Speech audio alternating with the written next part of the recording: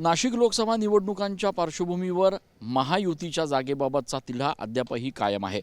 छगन भुजबळ, हेमंत गोडसे, राहुल ढिकले, अजय बोरस्ते या सगळ्या नावांनंतर आता आणखी एक सरप्राईज नाव नाशिकमधून पुढे येत आहे आणि ते आहे ठाकरे गटाचे नेते विजय करंजकर यांचं। काही दिवसांपासून उमेदवारी मिळाली नाही म्हणून विजय करंजकर नाराज आहेत।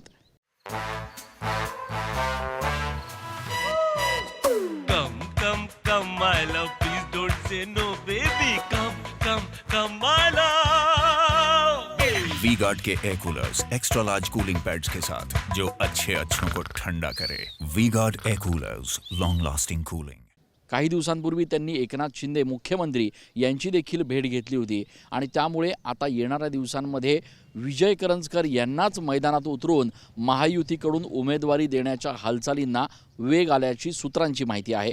अर्थात याबाबत अधिकृत कुठलीही भूमिका जाहीर झालेली नसली तरी एकामागून एक नवनवीन नावं नाशिकच्या लोकसभेसाठी येत असल्यामुळे महायुतीमध्ये उमेदवारीवरून नेमका काय गोंधळ सुरू आहे हे कोणालाही लक्षात येत नाहीये।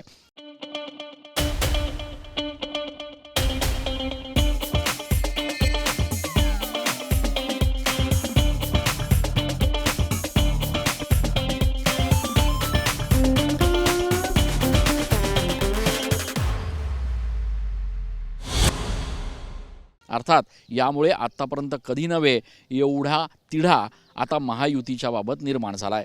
कॅमेरा पर्सन आकाश येवलेसह मी चंदन पूजाधिकारी, TV9 मराठी।